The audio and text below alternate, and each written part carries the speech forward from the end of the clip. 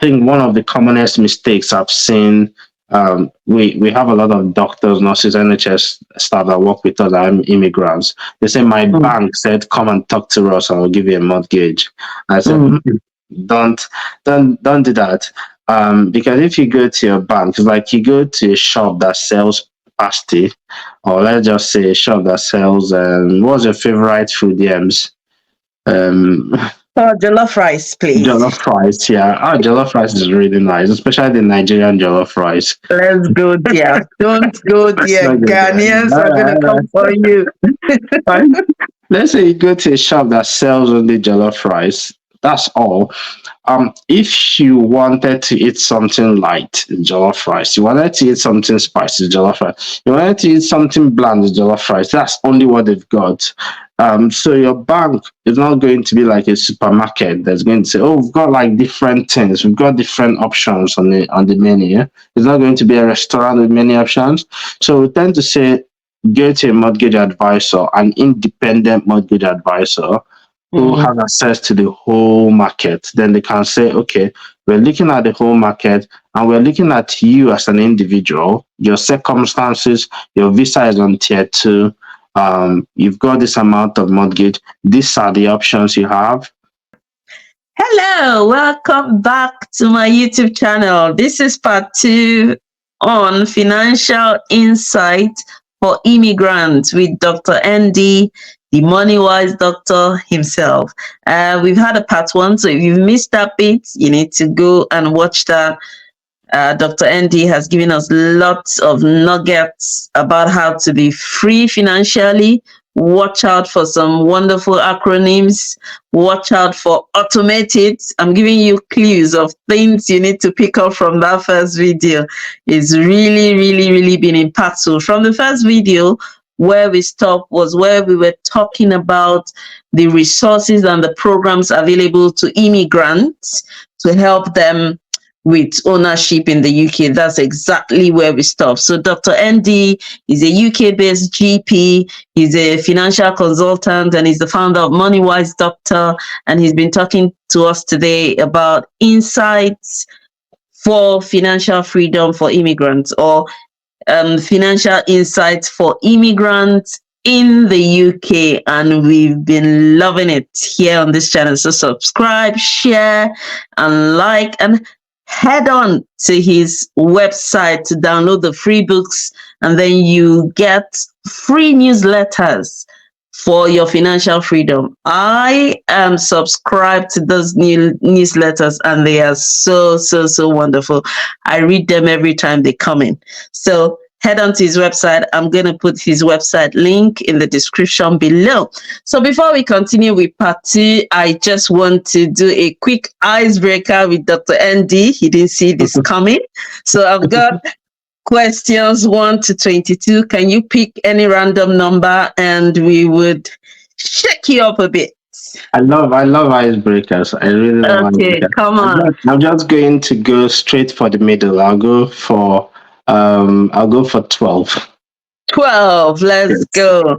What's the next item on your bucket list? That one is easy. I'm working towards it. So I want to meet Warren Buffett.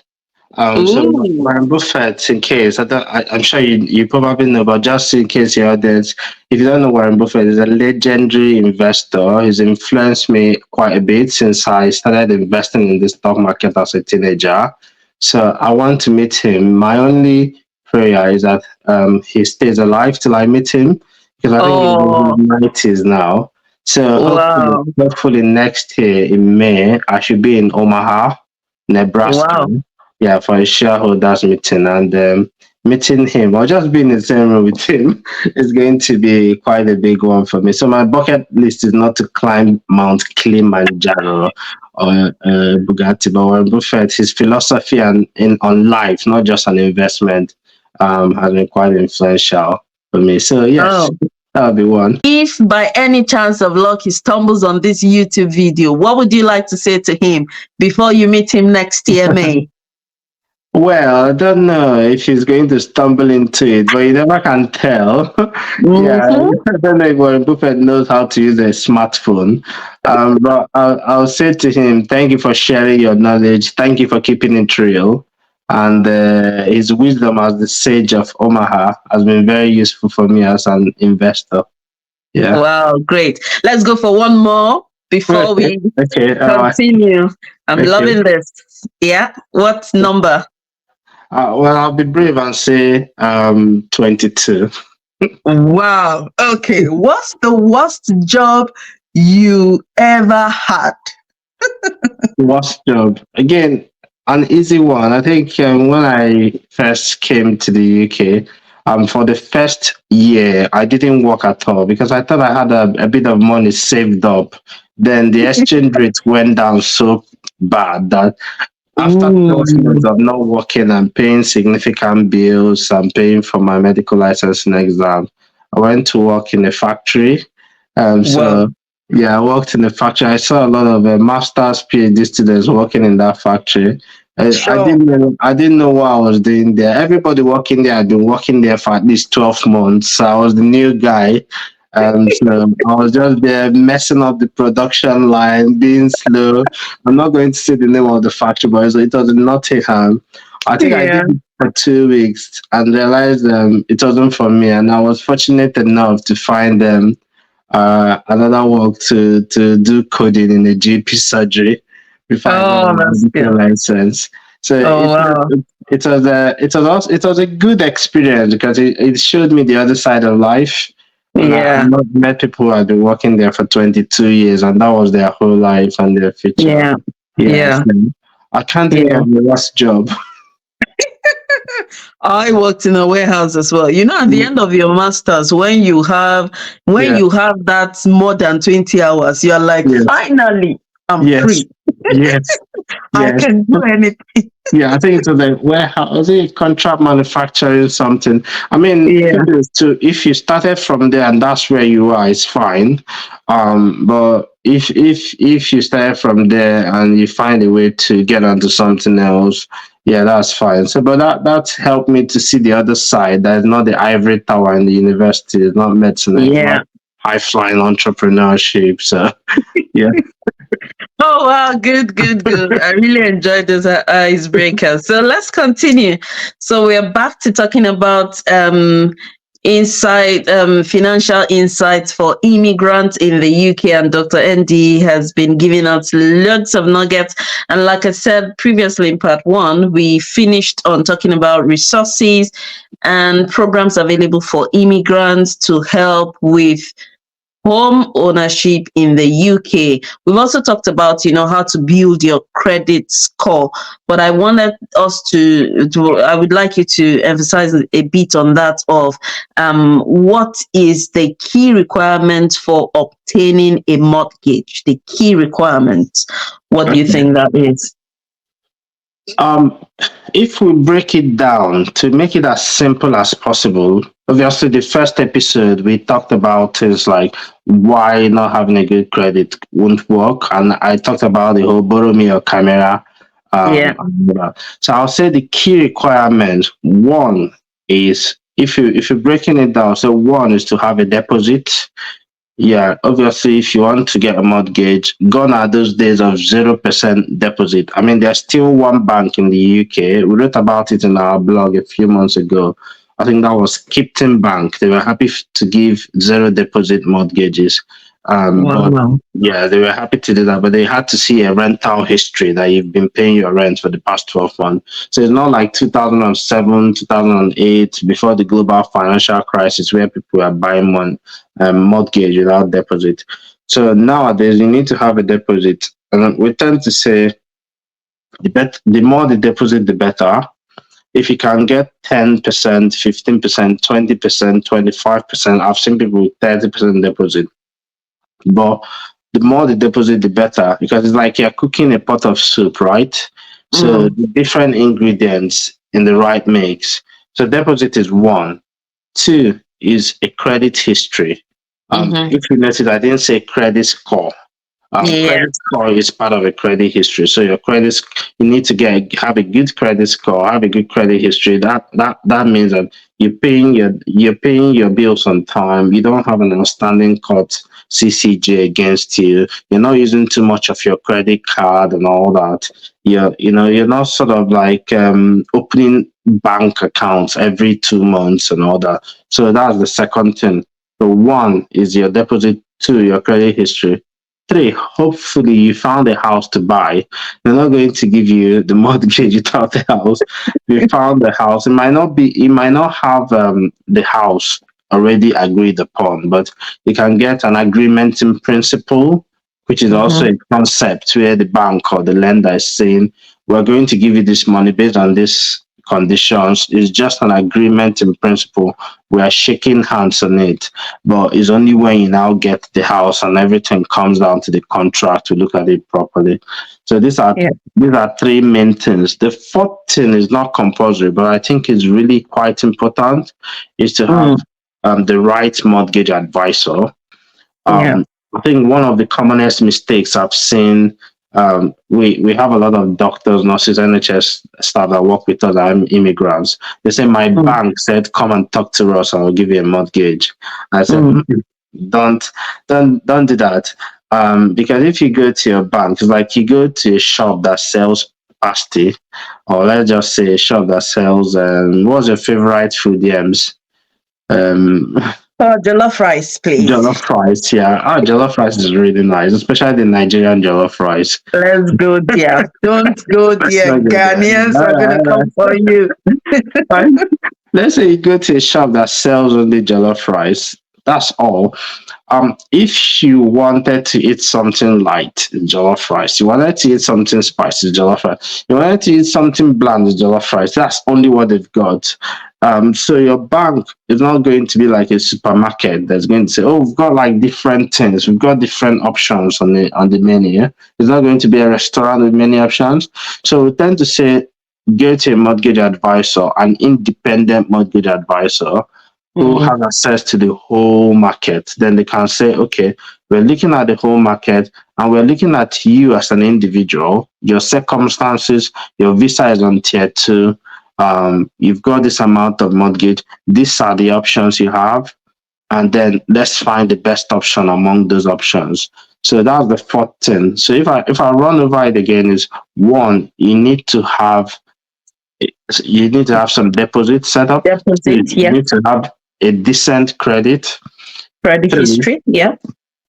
three, oh, you have to have identified at least a house or sort of Yes. like idea of the house you're going to buy.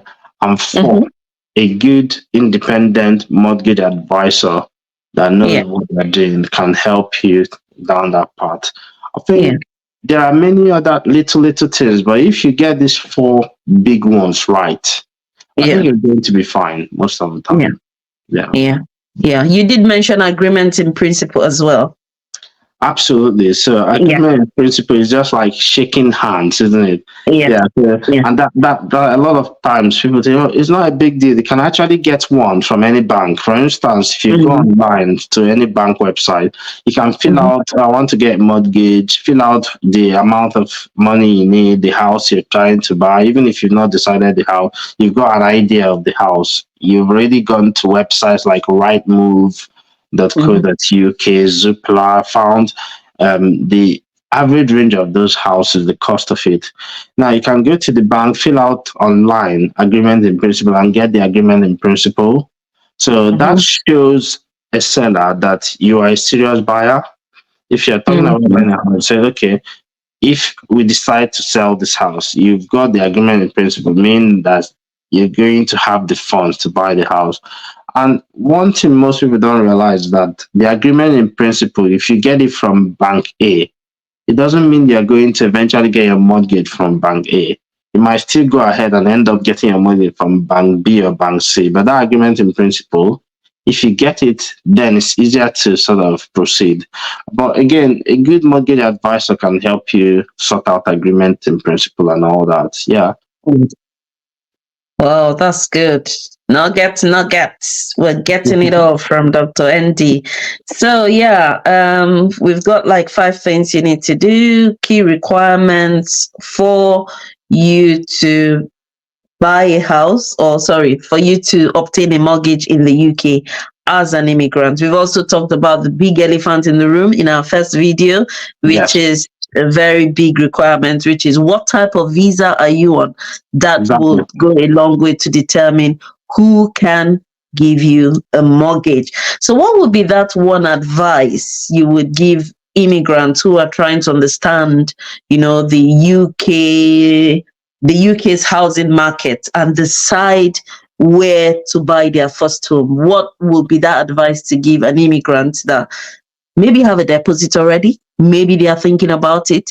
Maybe some of them are already, maybe even be a student with a family that is already on, life ISA. What would be the advice you would give them for their first home? Right. Um, if you've got all this in place and you want to buy a home, the commonest advice I'll say that jumps to the top of my mind is don't overbuy. Don't overbuy. Don't think because Dr. Yams has got like a 10-bedroom house, Amen. don't know how long she's been in the UK, her journey. I just think, well, I'm a single guy because I've had a few um doctors, nurses, people on moneywise.com who come and say, well, I bought this 4-bedroom house a few years ago. Now I'm paying so much in mortgages and I live alone. Maybe this person's single. And because interest rate has gone up now, they suddenly find themselves paying quite a bit in terms of mortgages.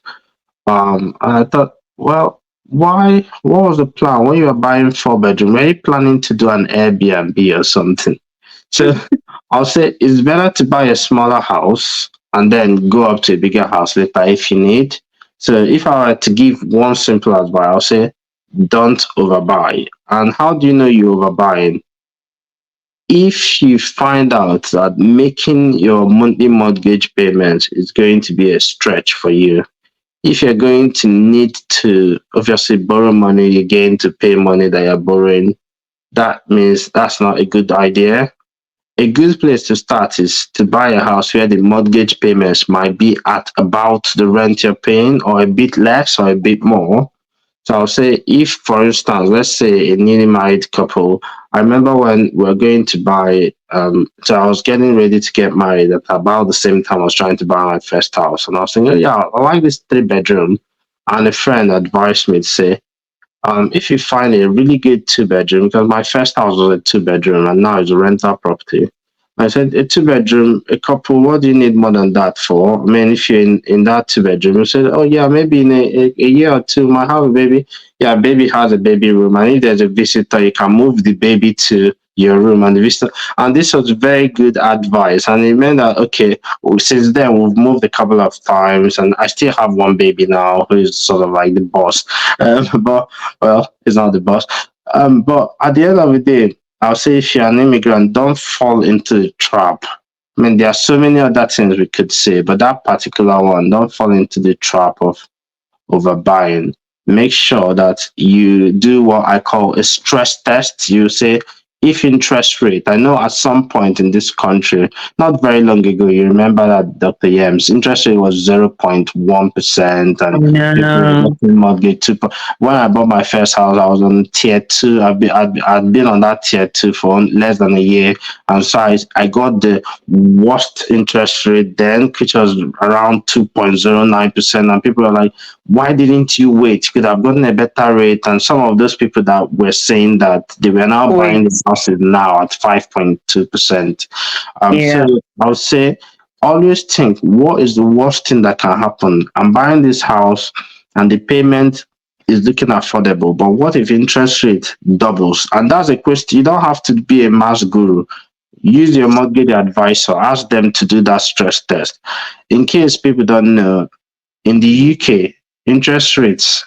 But some people say, "Oh, maybe I'm waiting for interest rate to come down." I'll buy. I'm like, how did you know that? Do you have any arrangement with the Bank of England, or even Bank of England chairman might not know what interest rate will be in 12 months? I'm telling you. People don't know interest rate has hit 17% in this UK.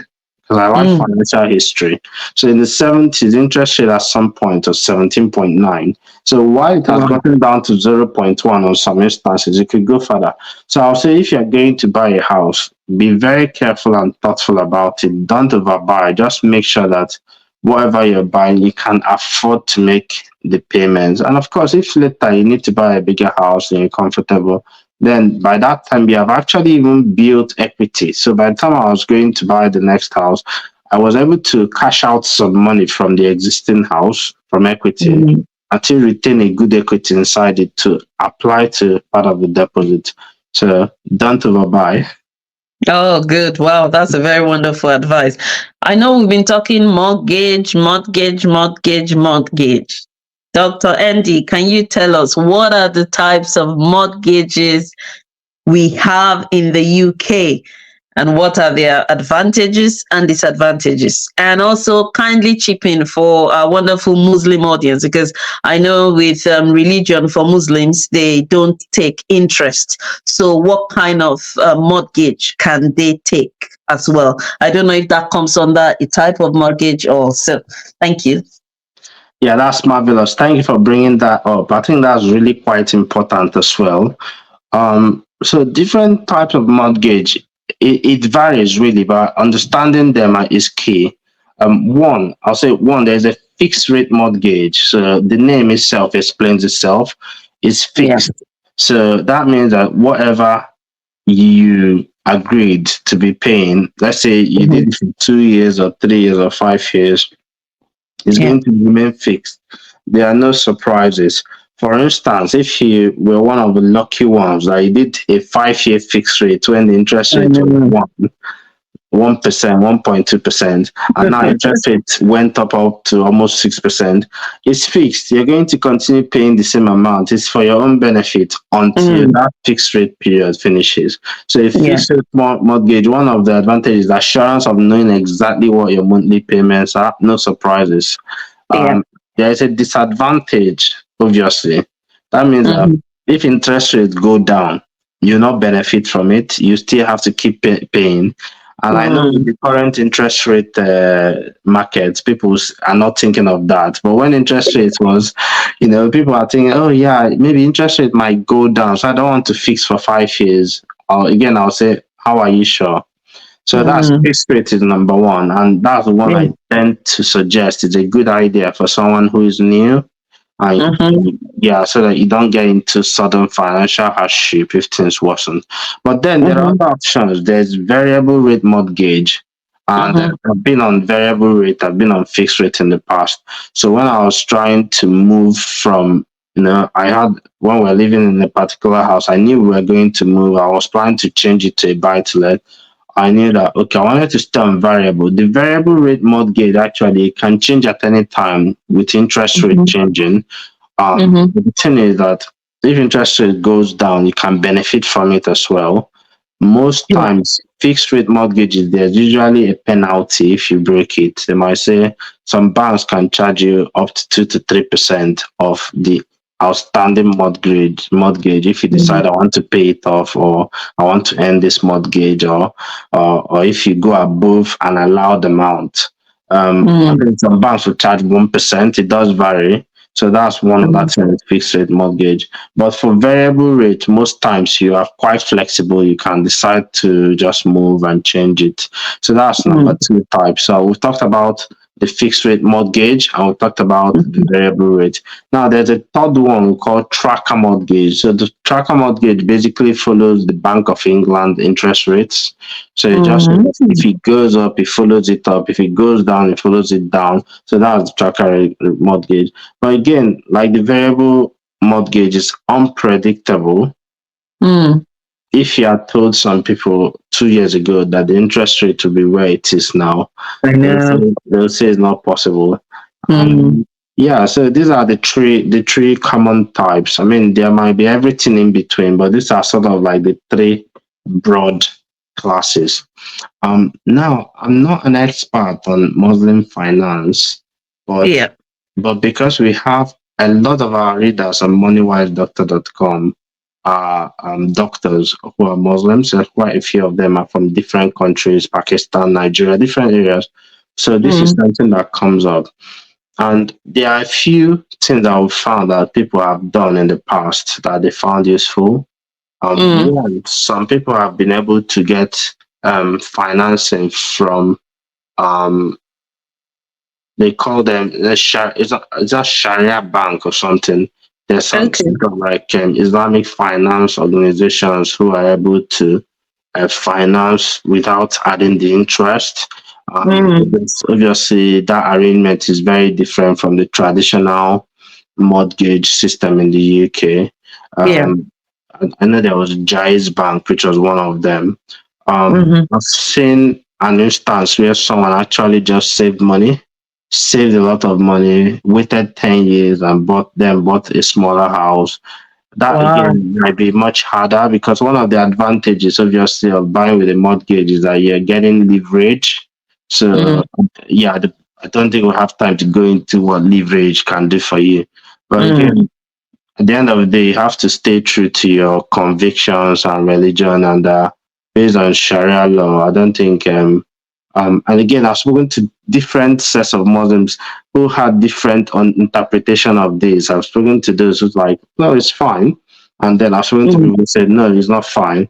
Again, Yeah. not being an expert in that area, I'll say the most important thing is to get the right information and do what you're comfortable with. Yeah. Oh, that's so good.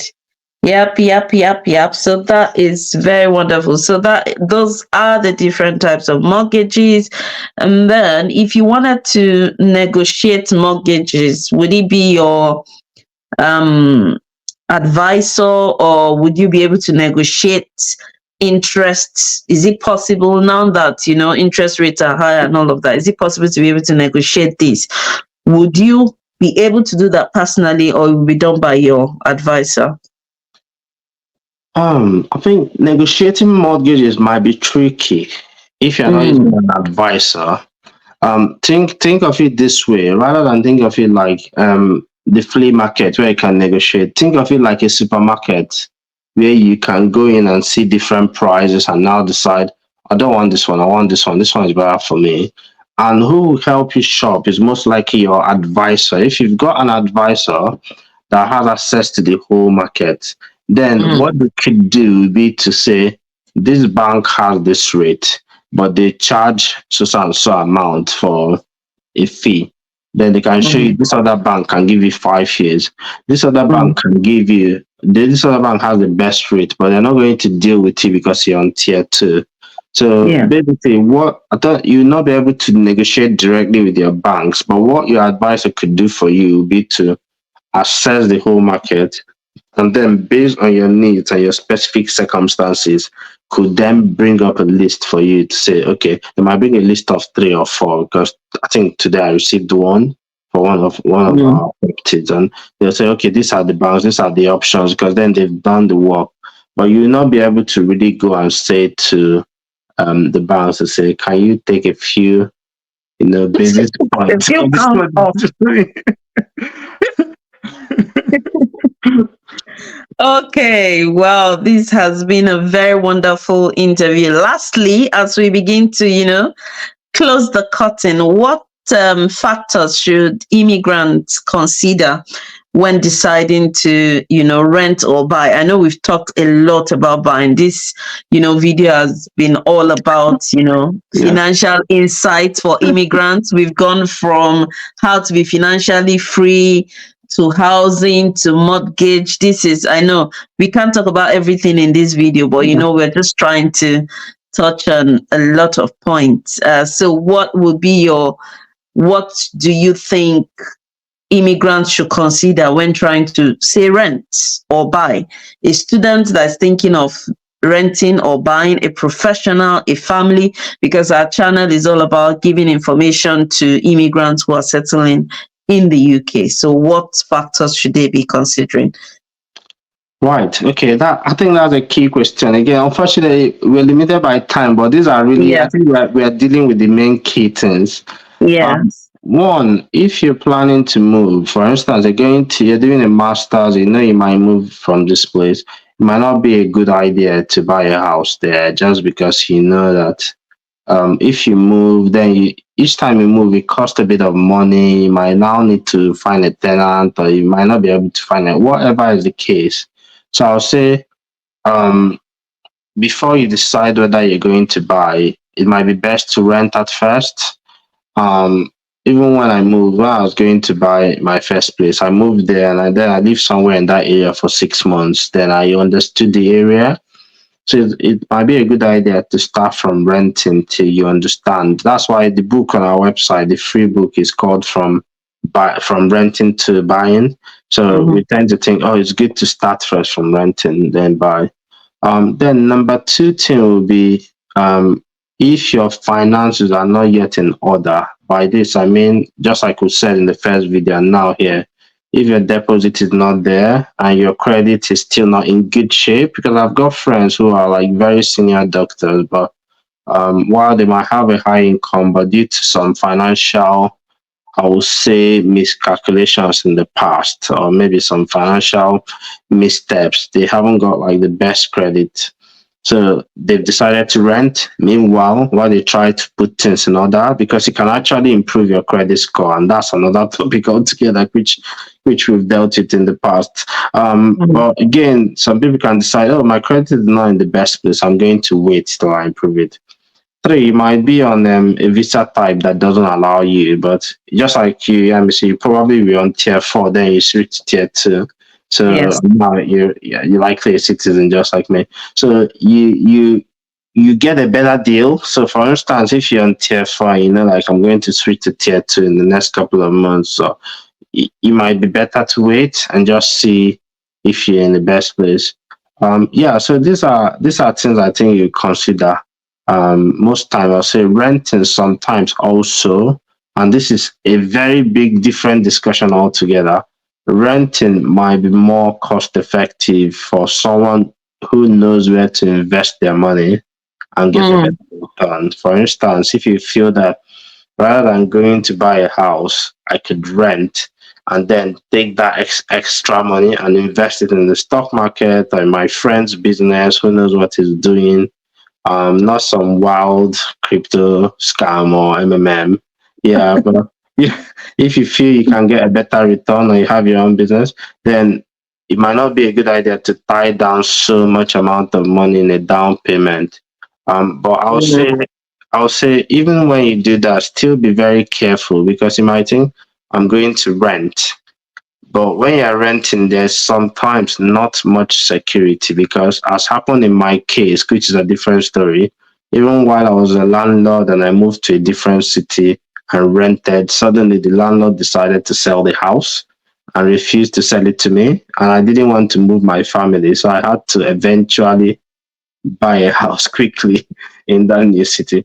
So I'll say there are pros and cons to each one, but a lot of times the decision to buy a house is not all down to the numbers or saving rent because some people say, oh, I'm throwing money down the drain by paying rent. Sometimes it's also about that security feeling that, look, this one is my own and this is where I'm going to be living for now. And I'm not worried that someone might wake up and decide to eject me from the house. Yeah. I hope that answers the question.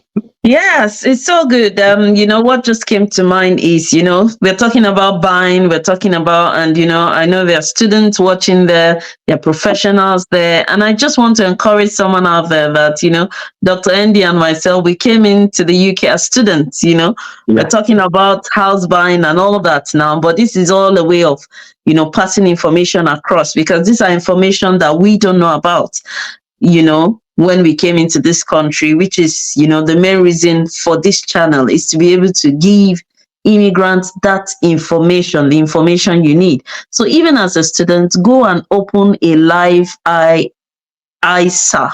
You keep getting money. If you don't use the money to buy a house in the long term, you will be able to cash out your money. That's Mhm. another way of savings. Yes. Because yeah, you will not use if you don't use the money for either a house or God forbid one terminal illness, you would not get that interest.